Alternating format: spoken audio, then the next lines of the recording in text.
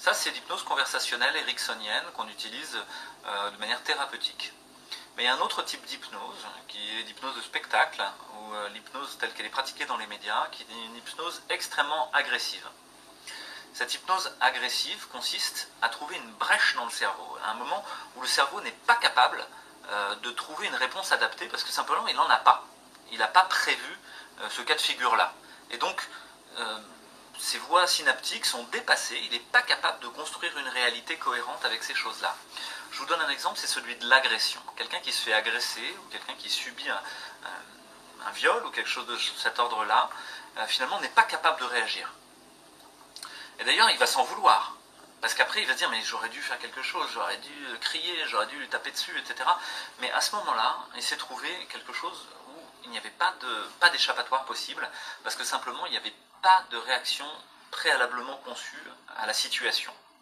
Le fait de créer une brèche dans une situation, par cette situation complètement inattendue, va permettre d'y glisser toutes les suggestions hypnotiques que vous voulez.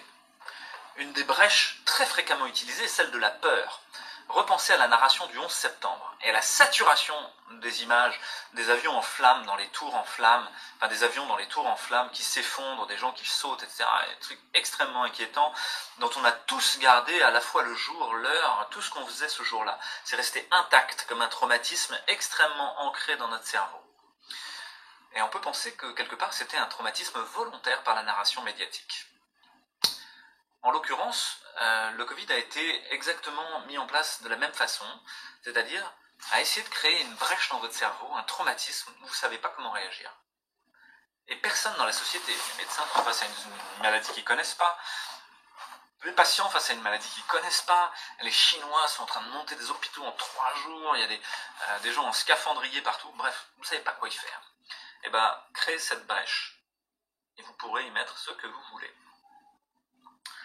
Donc ça, pour moi, c'est un des principaux mécanismes évidents de l'hypnose de spectacle et de l'hypnose traumatique, de l'hypnose brutale, absolument pas respectueuse de l'écologie de la personne, et qui ensuite va y mettre des suggestions hypnotiques qui vont être très dures à contester, parce qu'elles seront vraiment ancrées comme la réponse qui a été naturellement utilisée dans cette situation inattendue.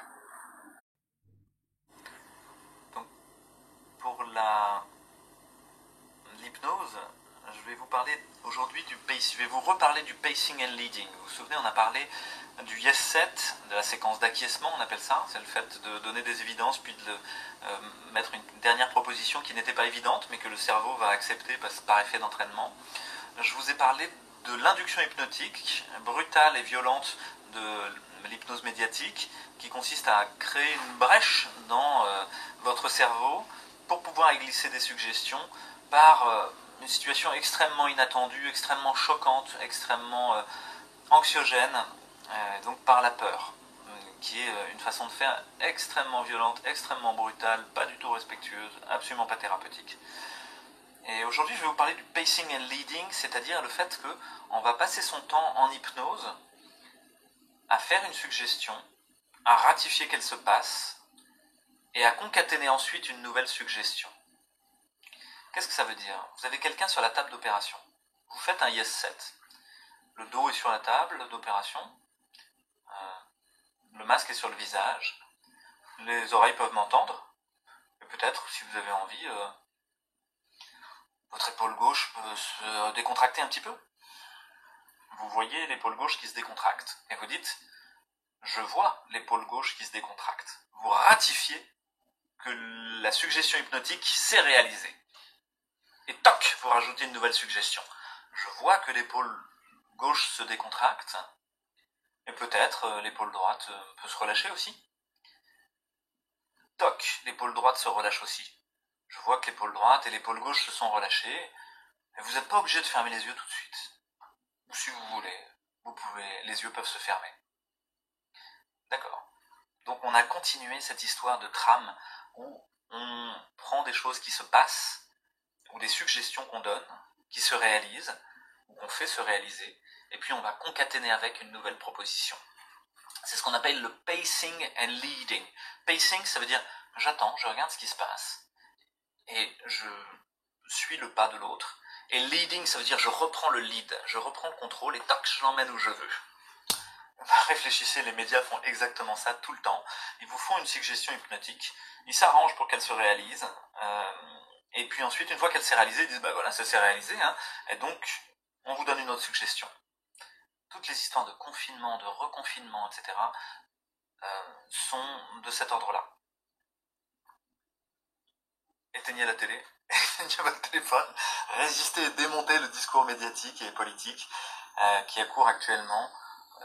Et essayez d'imaginer qu'est-ce que vous avez envie pour le monde, pour les autres, pour vous. Est-ce que vous voulez des petits vieux dans des cages en verre? Est-ce que vous voulez des enfants masqués? Est-ce que vous voulez des enseignants qui ont peur? Est-ce que vous voulez des gens qui ont peur de tous les côtés? Ou est-ce que vous avez envie d'avoir confiance en la vie, de laisser les virus circuler comme ils veulent, de prendre soin des plus fragiles, de ceux qui en ont vraiment besoin et qui risquent de faire des formes graves, et de laisser les autres être tranquilles, faire leur vie? Est-ce que vous voulez être infantilisé par un gouvernement, ou est-ce que vous voulez être responsable de votre propre vie? Il est temps de choisir. Merci. Je crois qu'il est temps de vraiment faire ce qui est nécessaire. Le temps de la résistance est arrivé, qu'on le veuille ou non, on est invité à cette résistance.